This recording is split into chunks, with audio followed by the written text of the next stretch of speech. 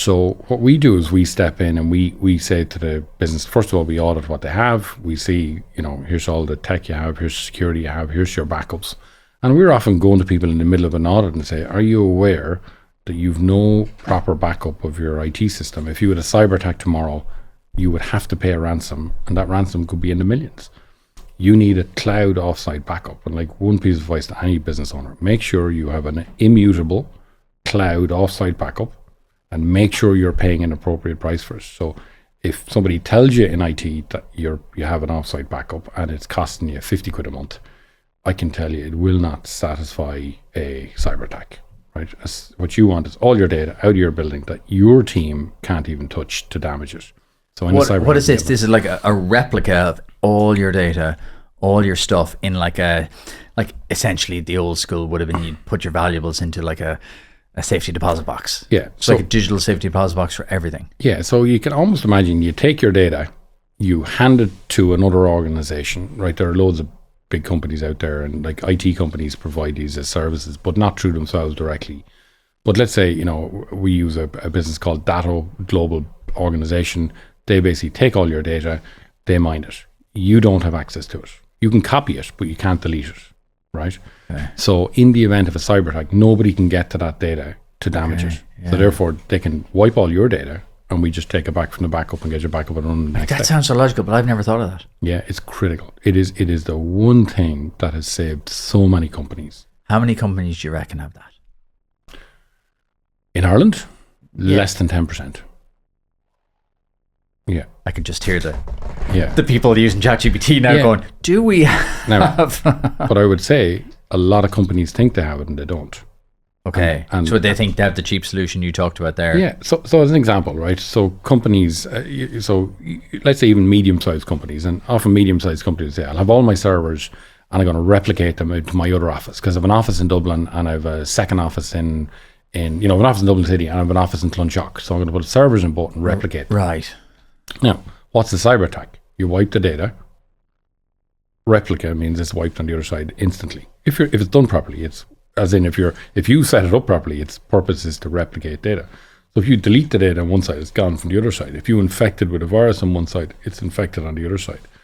That is not an offsite copy of your data. So the key thing is immutable in technology terms means the other side can't get to it. And I can tell you, if the data is in your building only, it is not immutable. Doesn't matter what somebody says, it is not immutable. It can be got to, it can be wiped, you can be held at ransom. This is wild because we hear about cyber attacks all the time and it almost becomes this thing you read about and you're like, oh yeah, cyber attack.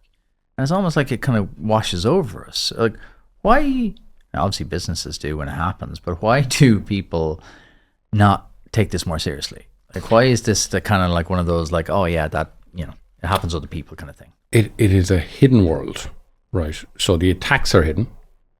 In fact, there was a person arrested and charged in the last couple of days, and a wealthy person's son in the US, pictures of him all over the internet at the moment, and he's a 21-year-old that attacked two different organizations in the US, right?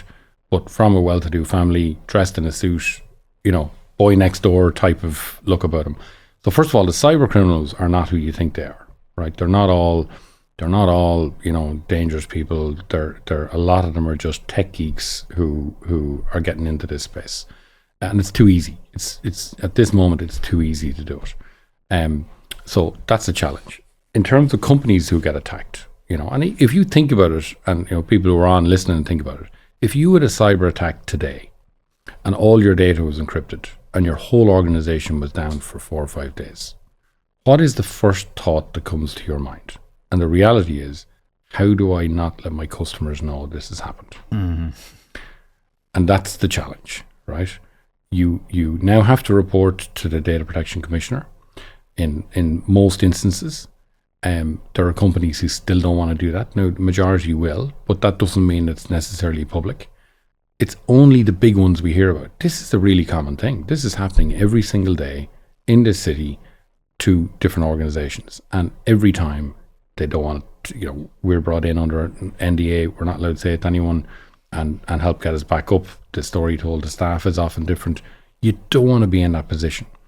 And what I would say is as long as it's a shame to have a cyber attack, it's a problem. If somebody has a shop in Grafton Street and somebody comes along with a baton and knocks down the front window and takes all the clothes out and inside, nobody's embarrassed about it. The shop owner might even be on the news going, this is happening, it's terrible, whatever. But if somebody breaks in over the internet connection and steals all the data from the same shop, nobody wants to know because it is frowned upon. It's one of those kind of like hidden crimes, so it's not as visceral or as real, like you say there. But like, surely in today's world where very few things are secret, surely it's getting very hard to hide stuff like this, because surely you're going to your favorite website and you're like, oh, it's weird, it's down. People's, go on social media really fast and go, oh, some of the companies can't buy off their website today, I wonder what's happening. Surely it kind of like people put two and two together very quick. Yeah, and that's in the, but those ones come to light. But most, I mean, if you think a majority of organizations don't have public facing customer facing websites. Yeah. And also most websites are not hosted in companies, in business offices, which they shouldn't be. So really what I'd say is the risk is around organizations that don't really understand the challenge that actually lies ahead. And one of the challenges that I have is every time we're sitting in a meeting with somebody under a cyber attack, it's the first time they've been there. We've been here loads of times. It's the first time they've been there. And quite often, unfortunately, they have been told by us, by other people, here are the risks that you have, right? And they're going, look, I'll do that next January. I'll do that in February, right? What I would say is if you have a server that's Windows 2008 or Windows 2012, you need to get that out of your business right now. Somebody breaks in, they can use that as a conduit to take your whole system out. Like the simplicity of the challenge and the simplicity, the way people are able to buy these. So you can buy a kit, a ransomware kit, for $200 on the dark web, and it will literally give you an AI bot that will help you break into organizations, and you become a cyber criminal overnight.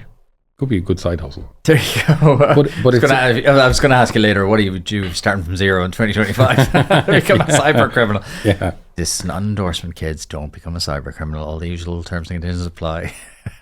But like, this is fascinating because people don't chat about this. I'm genuinely so curious because, like, I was reading the Marks and Spencer cyber attack. They're recently costing hundreds and hundreds and hundreds of millions. Yeah, and we now the one thing I'd say is we have to get this story back to an Irish level. And I've been trying to get the IT companies in Ireland to come together to actually share our own data so we can have Irish data. So if you look at the average, if you go into ChatGPT, the average cyber attack in Ireland is 4.2 million. It's absolutely not, right?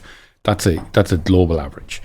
I would say the average cyber attack in Ireland is probably €250,000. What do you mean? Like $250,000 is that the cost to get it back, or is that how much you lose, or what? Yeah, so like let's just say company 50 employees, cyber attack, right? The likelihood is every single PC that they have has to be rebuilt. Call it 2 hours a PC. It's 100 hours of time. That's probably going to be between 12 and 15,000 euros minimum. That's assuming that we get all their data back. Let's assume we don't get all their data back off those devices, and then we're in a scenario where now they have to find their data, and there could be another couple of 100 hours to get that back. The server infrastructure, if they have a backup, you can recover it probably in 8 to 12 hours. If again, company of that size, if they don't have a immutable backup, you're then into figuring out how you can't get. This isn't something you're going to crack a password. So you have to decide, are you going to pay a ransom or not? And ultimately your decision might be, am I going to close my business or am I going to pay a ransom? And then it's into a negotiation. And that negotiation could be 25 grand, 50, 75, 100, 200, 400, $1 million. If they know who you are, it'll be proportional to your wealth. Right. Break this down for me, right? I'm not going to do a cyber attack. Relax. Go for it. We're not going to do a cyber attack right now. But give us an example, right? Let's just say, right, me and you have a business, 10 people. We do what? Pick an industry that's kind of commonly attacked. Well, let's take a manufacturing company. Perfect, right? We have a manufacturing company, 10 to 20 people. We come in today, right? We're rocking in, me and you having a coffee. We're coming into the office. what happens? Like, how do we know we've been attacked? Like, what's the who? Like, Okay. you know, a lad with So- balaclavas and sitting there going, Yeah. bad news, lads. So how do we know? Okay, so first thing, you go in, you'll turn on your PC, and it will pop up with a message: you have been attacked. Please contact this number. Log on to the dark web. No way. Download a Tor browser, and let's start our negotiation. What? Yeah, So it's as screenshot. simple as that, of just like, you know, it's like the movies where, like, you know, the Oh, James Bond movie where the thing pops up. Oh yeah, The criminal has. That's it. That's Oh, yeah. real. Yeah, yeah. And even have, by the way, they like, this is mad, right? So recently they've actually started advertising on it. If you'd like to join our organization, you can make between 10 and 40,000 a day. So yeah, if you go on, if somebody goes on and actually just goes and Googles the ransomware attack screen, they'll actually see hundreds of examples. So now you see it. So Our editor will put up a screenshot of that. 3, 2, 1. Now. There we Great. go. So now people can see what we're talking about here. Because this is so interesting, because Yeah. it is so hidden. yeah, And I think it's really interesting to break this down in real terms. So if you're sitting there now starting to sweat in your manufacturing company in Nina, you're kind of going, right, yeah. what's going to happen next, lads? So now all your staff see it. So that's an issue So from the lads we mean you were in early, everyone's trailing in now, kind of logging on to ship the things off to wherever, Waterford. Yeah. And they're like, oh, So the first thing you have is you've got a huge HR issue to deal with, because now no one can work, and we'll get into that in a sec. But now you have some people in your team always who said, I told you. shut up, Philip, not now. Yeah. Now is not Yeah. the time to be that guy. You should have signed off on the €399 a month backup that we said, and we should have bought a new firewall 6 months ago, and waiting until January was a bad idea. And our ERP system should have been upgraded 9 months ago, and you haven't done it. So there's a lot of heat that comes back to Right. the business owners, right? So we're going to get some heat, and we own this company, so we're getting some heat. Next up, so no one can do anything. You don't know where you're shipping your orders to. You don't know who's ordering. You don't know who owes you money. So your accounts people can't do anything. Your reception people, most likely, depending on your phone system. Okay, so let's say their phone system is operational, but let's say you're on a voice over IP phone system, which you most likely are today. The very first thing that the IT provider has to do is cut your internet connection, because somebody's in your building. So we cut your internet, so they're out. Right. Now we found out how to get in.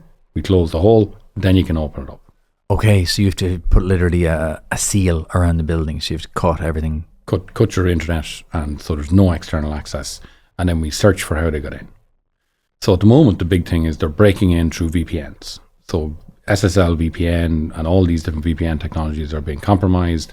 And Through VPNs? Through VPNs, yeah. Wow. So they've compromised loads of them. So over the last 2 years, almost all the firewall manufacturers have had compromised VPNs, and they're able to find ways of breaking through them. So then they get into your site. So now they're inside your building, and then they look around and they go, Windows 2008 server. I'm going to log on there, and they can get into the Windows 2008 server with an AI kit, get all the passwords that you've ever typed into that. So now they have your admin password. Then they log on to your main server because they have your password. Then they look at where's your backup. Right, so hang on, you have an immutable backup. Damn it. Okay, so what are my options here? So maybe I'm going to run a crypto mining on your machine and just leave that running for a couple of months, and you won't even know about it. Or maybe I'm going to take your data now because you've got a backup, and now I'm going to send you a message, and I have your data. I'm going to publish it unless you actually tell me. So here's all the companies, and here's all your staff, and here's your payroll files, and here's your whatever. Okay. Yeah. So then, or else I'm going to send all of the staff all of the HR documentation for every employee. Really? Right. So it's whatever. They're looking for their angle. How am I going to get paid? So they're kind of they're using the human psychology element. This is the bit I couldn't really understand. I was like, how do they force people? But like they're using the human psychology element of like, what's going to happen? What's the outcome going to be here? Yeah, but the most common thing that happens is they realize, hang on, your backup is over here. So first thing, I'm going to take your backup, select all, encrypt. Backup is now encrypted. Right. And then they encrypt your servers. So then you come in and you go, right, our whole network's been encrypted. And IT go, don't worry, we have a backup. They look, backup is gone because it's not immutable, and they can get to it, and it's in your building or accessible by you. So now you're in a scenario where you go, okay, well, we have to work out how we're going to go, because I don't know who's ordered anything. I don't know who owes me money. I don't know what money I owe to people. It's all tied up in this. So how do you even rebuild it? And then you have to go, am I going to do it with trust? If you were a company with 50 employees and 40 suppliers and 1,800 customers, that's just not a manageable scenario.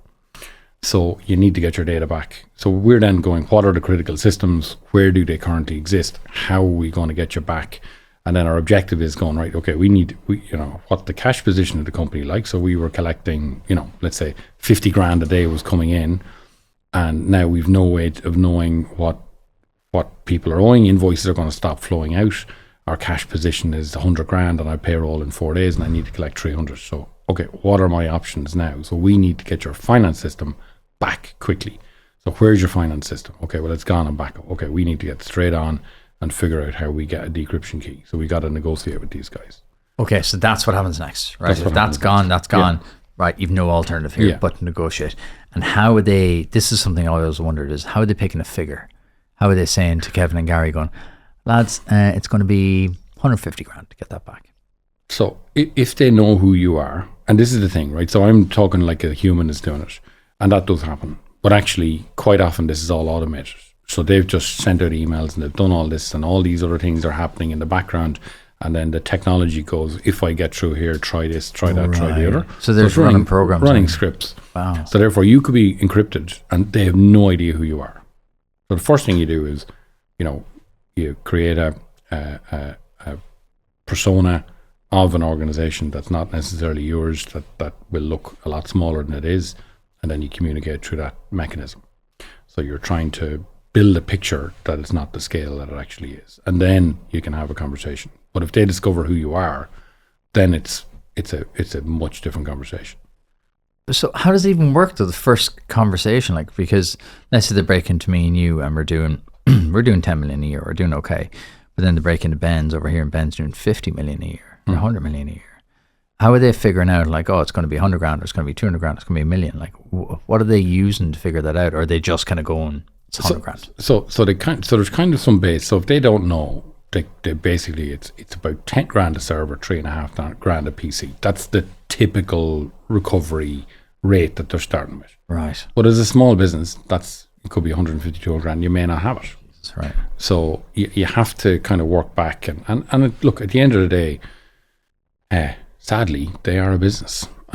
And are they better off getting 25 grand off you or getting nothing off you rather than getting 400 grand? But what they don't want is a scenario that they get 25 grand off you and they could have got 2 million. So what do they do? They'll do some checks. They'll kind of dig into your finances. What will they do? You can share whatever you want. I mean, if they don't know who you are, all you're looking for is a password. So you don't have to give that up. You have to give up who you are, but it doesn't have to be who you actually are. All right. So it's a game. Okay. It's a game. And it's not a fun one. So look, and what I would say, this is the thing we hate being involved in. It's absolutely horrible. Everyone is stressed. It's a horrible place. You've got business owners who, often don't sleep for 5 days. They're in the office 24/7. We've people with them. We've got, we're trying to recover all this. The stress on the ground is horrible. Just brinksmanship to see how far you can push it, not get caught out. Yeah. So what you need to do, and what I advise everyone is, paying the ransom is preventable. Immutable backup. If you don't have it in a business, if you ask me to be a director of your company, first question I ask, have you an immutable backup? If you don't, I'm not being a director of your company. I don't want the association. Right. You have to have it, and it's so cheap. As in, it's hundreds of euros for small companies and thousands for big companies who can afford it. It's never an insurmountable amount of money, and it's always a 0.001% of a cyber attack. And what then is the typical outcome of a cyber attack? Like, is there kind of like it follows? You've probably kind of outlined it there in your answers, but is there kind of like a typical outcome in terms of like it takes this many days and 9 times out of 10 you get your data back, or how does it work?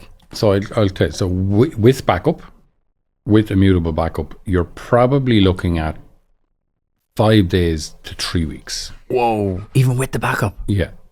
And sorry, that's to get back crawling, right? Running 2 to 3 months. Jesus. Yeah, huge level of work. And you see, you're dealing with the Data Protection Commission. You have a huge amount of stakeholders to keep informed. You've banking requirements often to inform them of a scenario.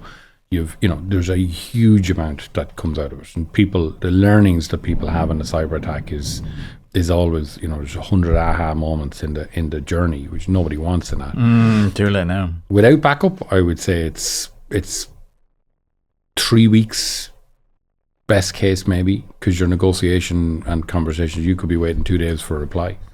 And that's weeks to a crawl, and then probably months, if ever, to full recovery. So what happens here, Kevin? Do companies ever go to the wall? Oh yeah. Oh, sorry. Yeah, absolutely. Yeah. Now to be fair, we haven't directly experienced it, but I know companies who have gone to the wall, and globally they're not working with you, so obviously they're the ones that end up then because they don't have a plan or they don't have a Kevin or whatever. Well, yeah, and look, and to be fair, sometimes there's a lot of luck in it. I mean, I remember at one point we had again in the early days of ransomware attacks, we had a ransomware attack in a client, and this is very early. I mean, I'm going back 11 years ago now. And I remember there's a thing on servers called shadow copy, which is basically snapshots that are taken every couple of minutes. And we were able to go in and recover from the shadow copy, but they didn't have an offsite backup. And the guys that taken the backup out, they just missed that one piece. They never missed that anymore, unfortunately. Right, so they've got more savvy as things have got better. Sometimes there's luck. And also, sometimes in a global scenario, it's a real challenge for people to recover from a customer point of view and a staff point of view. So we have seen staff attrition go up in a cyber attack. People lose confidence in their employer somewhat. Really? Yeah. So after a cyber attack, staff will get the wobbles about maybe this isn't the best place to be working. Yeah, it's not. I'm not talking you mass walkout, but sometimes you can lose critical people, and it's such a pressure point for such an amount of people. So if you have a 3-week cyber attack, right, and you're dealing with it for 3 weeks to get you back up and running safely, your senior leadership team have 3 weeks without sleep, and particularly where they have advised the business to do something that hasn't done. Right. It's an unnecessary thing. Also, people take personal responsibility, and sometimes people resign because they're like, it was my fault. I was given the advice. I didn't pass it on. Didn't think we should do it. So they fall on their sword metaphorically in a boardroom speaking. They do, and it's wow. And yet then you have the embarrassment of it. You have you have all of the other things, and it's and what I would say again, there's a lot of tools out there to prevent, but there's nothing that's foolproof anymore. I mean, we've seen customers with really good security, and all of a sudden a vendor lets them down. You have a supplier of a piece of hardware, and the hardware has a flaw. They exploit that flaw, they're in, and all of a sudden you're in trouble again.